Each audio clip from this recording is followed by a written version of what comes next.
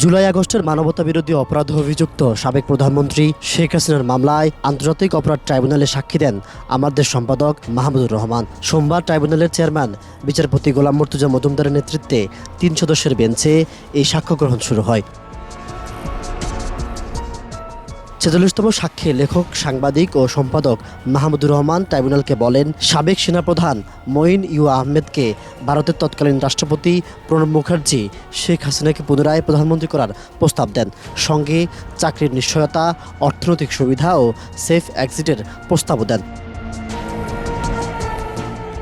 এই সময় আদালতকে মাহমুদুর রহমান বলেন, সেনাবাহিনীকে দুর্বল করতেই বিডিআর বিদ্রোহে ৫৭ জন সেনা কর্মকর্তাকে হত্যা করা হয়। প্রমাণ থাকলেও বিচার হয়নি শেখ ফজলুল তাপসের বিরুদ্ধে। বিচার বিভাগকে কুক্ষিগত করে সাবেক প্রধানমন্ত্রী বেগম খালেদা জিয়াকে ক্যান্টনমেন্টের বাড়ি থেকে উচ্ছেদ করা হয়। তথাকথিত গণজাগরণ মঞ্চের আন্দোলনের মাধ্যমে আন্তর্জাতিক অপরাধ ট্রাইব্যুনালের রায় পরিবর্তন করে কাদের মোল্লাকে যাবজ্জীবন কারাদণ্ড থেকে মৃত্যুদণ্ড দিয়ে ফাঁসি দেওয়া হয়। বান্ডেল থাকলে প্রতি সেনমানিতে টাকা বাঁচবে। বিকাশ সেনমানি বান্ডেল কিনে জিতুন প্রতি লেনদেনে।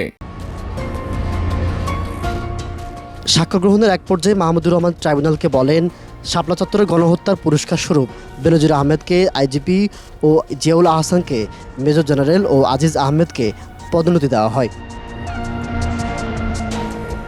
চিফ প্রসিকিউটর এদিন গণমাধ্যমকে জানান, শেখ হাসিনার মামলা পরিচালনায় অকাট্য প্রমাণ রয়েছে। এই মামলায় প্রমাণের জন্য যথেষ্ট এভিডেন্স ইতিমধ্যে আদালতে আমরা উপস্থাপন করতে সক্ষম হয়েছি।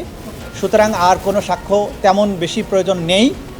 সে কারণে এই বাকি দুজনের সাক্ষ্য গ্রহণ সমাপ্ত হওয়ার পরে আমরা মামলাটি সমাপ্তির জন্য প্রেয়ার করব। তার মানে যুক্তিতর্কের জন্য হয়তো পরবর্তীর দিকে আমরা যাব আশা করছি। আগামীকাল জাতীয় নাগরিক পার্টির আহ্বায়ক নাহিদ ইসলামের সাক্ষ্য গ্রহণের মধ্য দিয়ে সাক্ষ্য গ্রহণ শেষে পরবর্তী বিচারিক প্রক্রিয়ার জন্য আদালতে আবেদন করবে প্রসিকিউশন। জুনাইদ আল হাবিব, কালের কণ্ঠ, ঢাকা।